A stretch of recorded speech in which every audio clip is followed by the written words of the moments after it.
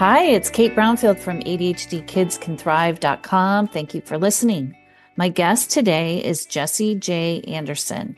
He is an author of a new book titled Extra Focus. He is a social media creator, influencer, and ADHD advocate. He has ADHD himself and is a parent of an ADHD child. In my conversation today with Jesse, he shares his own vulnerability with his struggles related to ADHD, along with insight on what works and doesn't work for him and his family. Lots to learn in this conversation. Please enjoy. Hi, Jesse. Thank you for joining me today. Hey, thank you so much for having me. This is great. Yeah, I'm really excited to talk to you again about your new book because you're an author of a very successful book called Extra Focus. And I wanted to join you to share your book with others. But as I have always said about you, when I was raising my own son who had ADHD, I had come across you somewhere along the line on social media. And I just felt like the guidance and the insights that you shared about what it is like to have ADHD was very helpful information to give me as a parent of an ADHDer. So I really always appreciate you. Oh, that's so awesome. That's really cool to hear. I mean, it's amazing knowing that I'm able to impact not just the people that see my stuff, but then, like you're saying, like your son being impacted by the work I'm doing. Like that is an incredible feeling. Like I love hearing that sort of stuff. It's amazing. So it's awesome. great. I'm really glad and to I'll give the audience another hot tip as parents of an ADHD kid is I feel like too, because of your gender as a man, it helps the dads. I think dads distill information differently than the moms do. And for you being a man and a dad yourself, that the dads in the family can really benefit from listening to you because I think of just the way you present yourself because of who you are, right? Mm-hmm. So it's very helpful for the men in the family too to listen to you. Awesome, okay, cool. so Well, I really appreciate that. That's awesome. Yeah. Okay, so let's start kind of from the beginning. If you can just give everybody kind of an update of what your own personal journey is of having ADHD and kind of how that arc looked for you as you grew up.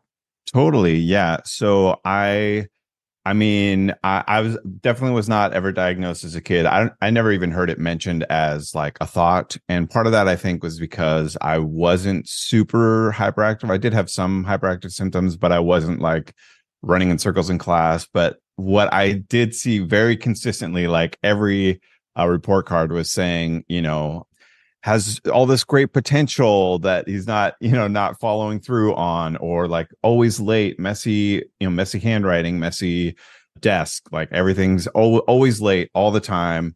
And just a lot of those things, pleasure to have in class, but doesn't get any homework done. Like all these like things that it was like a lot of mixed signal of like, a lot of these things are telling me that I'm smart and that I should be doing better than I am, but I don't know why. Like there's nothing to say what the problem is. And so everyone's just sort of saying like, oh, he must be lazy, or he must be, I don't know, selfish, or like all those kind of like negative labels that you often hear. And I didn't have anywhere else to aim that. I was like, no, it's not that, it's this other thing. So it's like this constant, my intentions being like misconstrued by authority figures and stuff like that. So yeah, so I felt like I always knew, I think because of that, I always knew that like my brain was different. I just didn't know there was a name for it. Interesting. It always felt like I was broken or something somehow, and I didn't know why. And there was a little part of me that sort of thought that maybe this is just like an Anderson thing, because like my dad has a lot of these things in common with me, and my brother does. And lo and behold, now I know, like, well, that's because we all have ADHD in this family. So that's why we had some of those similarities. But yeah, so I struggled. One thing, I struggled to make friends, especially like in elementary school. I didn't make friends really well, except I would make friends with like the quote unquote loser, like the other kid that wasn't making good friends. And then because like really common with ADHD is having like justice sensitivity, I would get in fights all the time in elementary school because someone would pick on my friend And then I would jump into battle. Like I wasn't a good fighter, but I would jump into a fight like immediately because I was like, that's not fair to like pick on this kid that doesn't, for no Oh, reason. yeah. So anyway, that elementary school was just kind of crazy because of all that. And then in sixth grade, I met a friend who became like my best friend through the rest of school, who also has ADHD, which wasn't diagnosed. We had no idea at the time, but like I'll try to make this a little bit shorter, but we were in sixth grade together and the teacher had the seating chart and had the two of us sitting next to each other. So that's where we first like became really good friends. And then I remember like we talked to each other just like all the time throughout class when you weren't supposed to be. Yeah. And so our teacher tried like separating us and put us on opposite sides of the classroom. And we still just talked to each other like over the classroom to each other during tests. And it was bad. So she was just like, I just need to keep them together and they're going to be talking the whole time, but at least they'll be kind of off in the corner and not talking across the whole classroom. That's So anyway, that was sort of like school, and it was really great having that friend because it was like, oh, we understand each other. So many other people don't, but we're the two of us are really like in sync. And then I guess it was probably like 20 years later or something when I was in my mid 30s, he was diagnosed. So he got diagnosed with ADHD, and his wife and my wife were really good friends at that time. And so when he got diagnosed, the wives started talking, and my wife was like, these all sound really familiar, and kind of told me like, hey, I'm not going to tell you that you have ADHD because then you'll like rebel or something probably, but you should maybe look into some of the symptoms. And at the time I was like, no, like I think like a lot of people, ADHD has this PR problem where like everyone's heard of it, but everyone has kind of like a misconstrued idea of what it and is. everybody has a little, it's relatable. Everyone can relate to teeny bits of it, which is why I think it gets so confusing. But okay, so you're in your mid 30s until you got diagnosed. Yeah. And at the time I was like, I can't have ADHD because I have no problem focusing on things that are interesting to me, which if you know ADHD is hilarious because that's like, yeah, that's the thing. When you have ADHD, that's what you can focus on is the things that are interesting. So that kind of started my whole journey. So that was about like 7 years ago when I found that out. And I was lucky in that I was fairly getting diagnosed. Like I was calling around a lot and getting a lot of like, sorry, we only see children. Like we don't see adults for ADHD. But once I did find somebody, the process was pretty quick for me to get sort of that official diagnosis. Yeah. Okay. And so how did that impact you? Because then you turned into an ADHD advocate and author. Yeah. How did that happen? Right. Like I know I hear from like other authors that have said like, oh, I always knew that I wanted to write a book or something like that. And that not in my plans at all. I enjoyed the work I was doing as a software developer and designer, had no aspirations to write or do anything like that. But then I got diagnosed and it was just like such an epiphany for my whole worldview of like this thing explains so much of my life, like so many like reasons why I did things that I couldn't explain. Like I'd exhibit some behavior and someone would say, well, why'd you do it like that? Or why did you do this? And I didn't have a good answer. I was like, that's just how my brain works. I don't know. And so finding out that answer was hugely impactful for me.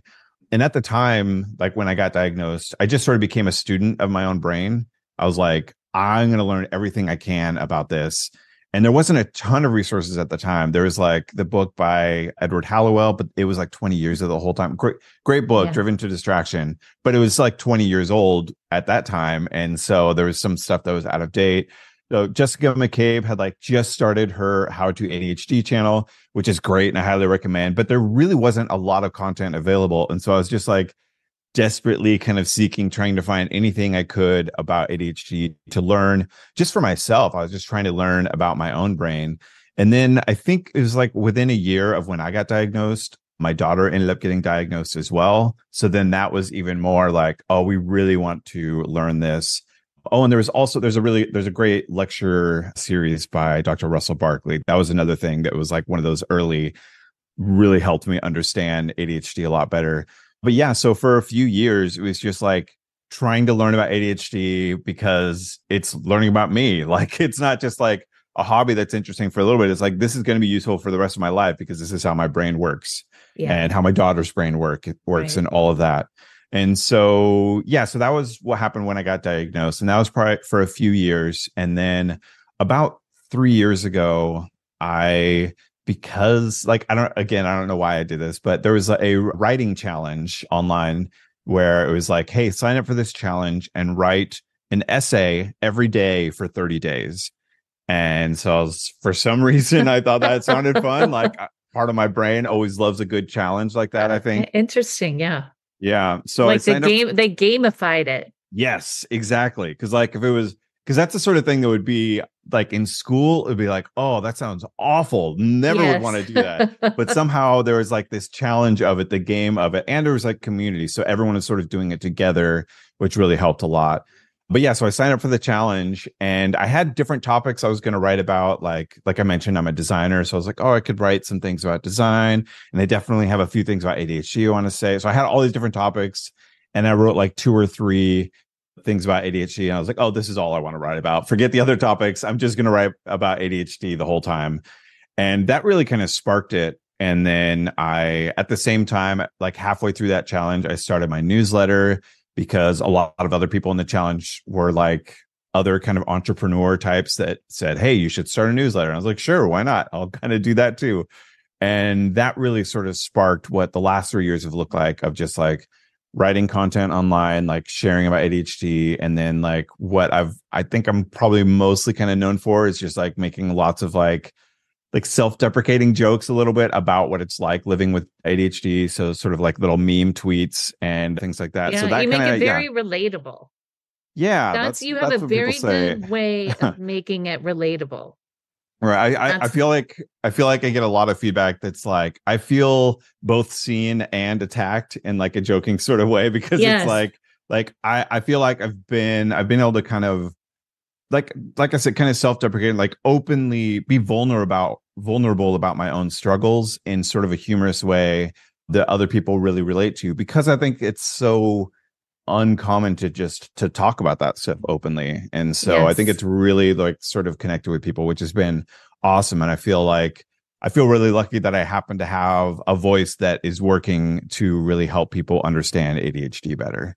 Yeah, good for you. It's an amazing journey. Yeah, it's been fun. So let's dive into kind of some things that you talk about, like in the book, and what your mantra is as a ADHD author and advocate now, which is this whole topic about toxic productivity. Mm-hmm. Why doesn't that work for an ADHD person? Yeah, so because I had ADHD and didn't know it for so long, I struggled with trying to I tried all the productivity systems because I was just like, I'm struggling to get motivated to do things. I'm struggling with finishing stuff. I'm like, how do I fix this? And so I read all the different books on productivity, and especially in like the early 2000s, there was a really big like online scene in the like getting things done world. So there was like a lot of blogs that were, in the very early heyday of blogs. There's a lot of like blogs on productivity and stuff like that. And I ate it all up, but then I found it just didn't really work for me. And so it ended up being this really toxic situation because I felt like I was reading all this stuff and it seemed like it was working really well for everyone else. And it just wasn't working for me. And so that just sort of continued the self-blame and like the shame of like, what is wrong with me that this stuff that seems to be working for everybody else is making me feel worse. It's not only not helping me, but it's making me feel worse about the things I'm trying to do because I'm putting in all this time and this work and like, wow, what's wrong with me? Why doesn't it work? And one of the things I learned that I talk about a lot in the book is how like people with ADHD our motivation works like on with a completely different framework than most people or, neurotypical people. And so a lot of productivity advice is for people with a neurotypical brain. And so it's based kind of primarily on 3 things, which is like importance, rewards, and consequences. And so when you're looking at any sort of like existing productivity system, mostly those systems are about like, how can you reward yourself when you do a task? And how can you have consequences if you don't? And most importantly, like, how do you know what's the most important thing to be doing right now? It's like the systems are all about like rising up the important thing so that you know what you should be working on, which makes a lot Right. of sense. Like logically, I'm like, clear. Yeah, that makes sense. But knowing the most important thing does not motivate me at all. Like, it's like, Right. I see it and now I'm going to avoid it and do the other things that are interesting to me. And that interest is really key to what is motivating an ADHD brain. And so in the book, it's based on an idea by Dr. William Dodson, which he calls the interest-based nervous system. And I sort of rebranded it a little bit in the book, and I call it the 4 C's of motivation, just because it helped me remember what the 4 kind of things were. And so those, just sort of real quickly, is it's captivate, create, compete, and complete. And what those stand for, like captivate is things that are interesting. So like when I'm into a new hobby, like that's really interesting and I'm enjoying that thing. Or if it's some like I'm a big fan of Star Wars. So if I'm doing something related to Star Wars, that's interesting to me. So it's really, that motivation is like intrinsic around topics that are interesting to me. And the second one, create, that's all about like things that are creative and novel. So things that are new, like using a new to-do app. It's really easy to try and use a new to-do app because it's all novel and new. And the same with like brainstorming or coming up with new ideas. Like I come up with new ideas all the time because that's really motivating. Like my brain is like intrinsically like motivated to do things that are creative. Yeah. The third one, compete. And this one's all about like challenge. Again, that's why I did the writing challenge. Like that was motivating.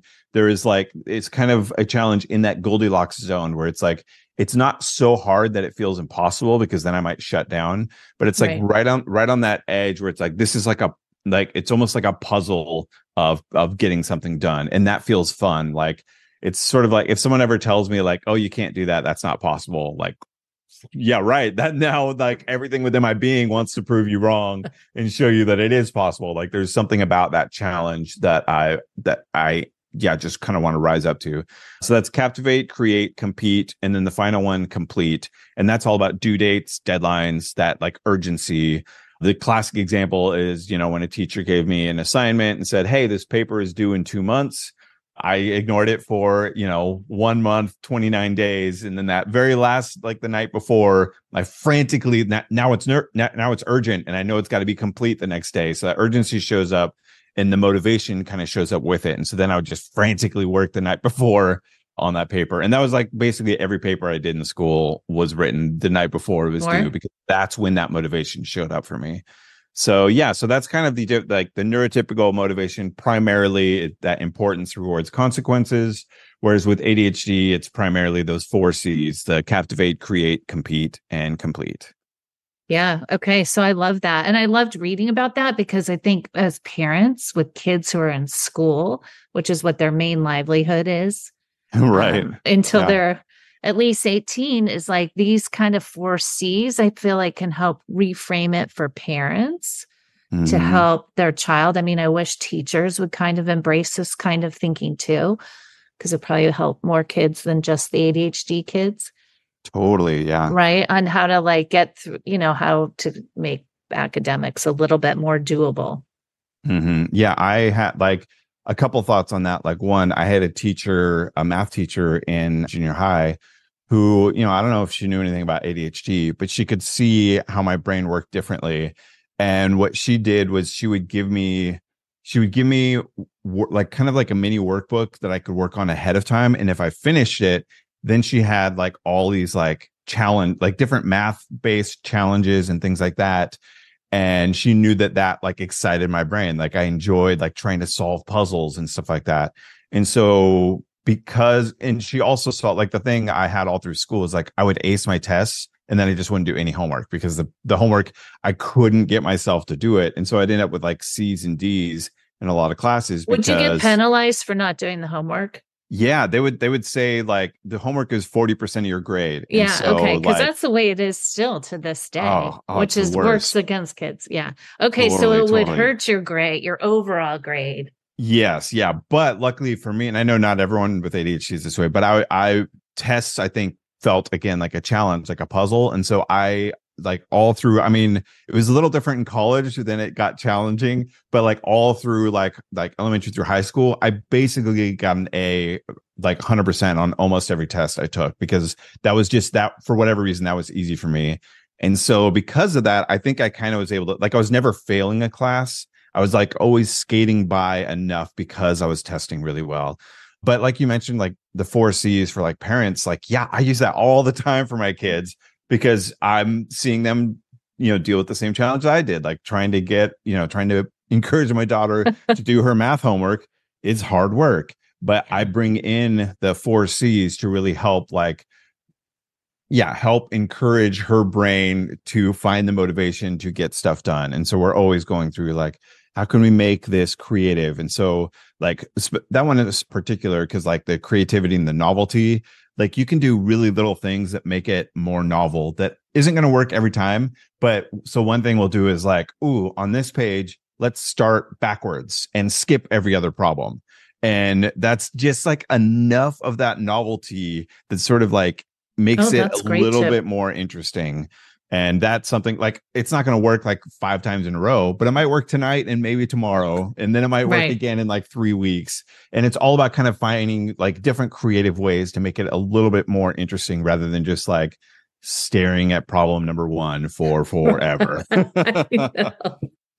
That's great advice. That's true wisdom. And the challenge is then for the parents to come up with the ideas. But I think if you can think out of the box, it's just well worth it for helping the kids. Totally. And there's a lot of things. Yeah, there's a lot of things too. You can do like sticker charts and stuff like that, which can be helpful. But it's very much, you kind of have to go with the approach of like, this isn't the solution for like this problem. Like this is the solution for today. And maybe it'll work for a week. And if it does, amazing. The day it doesn't work, it's like, all right, throw it out. And now we got to find something new. And again, like that can come back later. Like maybe don't throw it out, like throw that in a drawer for a few months or a few weeks or something. But it's all about like just knowing, because this is again with the toxic productivity. Like I spent so much time trying to build the perfect productivity system that I thought was going to last me for 10 years or whatever. And that's just like not how my brain works. Like even though I'm really excited while I'm building it, like a week later, I'm like, oh, this is now it feels like structure and I feel like constrained by it. Yeah. And so it's all about like mixing it up and trying new things. Like I really think of all the different like ADHD strategies. And I talk about this in the book. Like I really think about it kind of like in sports. Like if you're playing football and you've got your playbook, you don't keep trying the same play over and over and over again. You're mixing it up and you might find like, oh, none of the run plays are working against this team. So we need to try passing. We need to go flip to a totally different part of the playbook and try a whole new series of plays. And then you'll go the very next week, maybe you're facing a different team and you're like, oh, now we're going back to those run plays. Like those are going to work for this situation. And that's what I think about with my different strategies for ADHD. Just like very much roll with the punches. Don't feel bad, because I think that's the thing. That's where it becomes toxic, is like feeling bad when something doesn't work. Yeah. Like don't feel bad, just roll with it and know that like, oh, all right, time to try something new here. Yeah. Pivot. Yes. Yeah. And I think as parents, that's great advice too. They just got to like be changing it up and mixing it up. It's just not going to stay consistent, right? Totally. That doesn't work. You want to do the opposite of consistency. Okay. Mm-hmm. So when I was preparing for this interview, you talked a little bit about pomodoro time versus a time timer. And I thought this was fascinating. So can you give us some insight around that? Yeah. So the Pomodoro technique, I think Pomodoro just means like tomato, because there used to be like this famous tomato timer. But anyway, the Pomodoro technique is the idea of, I think officially it's supposed to be like you work for 25 minutes and then you take 5 minutes as like a break. And so you set a timer. So no matter what you're doing in the work, like that timer goes off after 25 minutes and then you take a break for 5 minutes and then you come back. Which I think is great. It's a great model to kind of start with. I think that those numbers, you can make those kind of whatever you want. Like for me, 25 minutes felt too short. Like I like to really get into something. So a lot of times I will set the timer for like 50 minutes and then maybe take a longer break, like a 15, 20-minute break. And my daughter, for her, like doing homework, we do the opposite. We do like 5 minutes of doing math homework. and then 5 minutes of drawing cats or dogs or something, like whatever thing she's really into drawing at the time. And with it, you mentioned like the time timer. If you don't have a time timer, you've got to get a time timer. It's such a great device. I normally have one on my desk. I don't have it here to hold up, but I have it for this interview.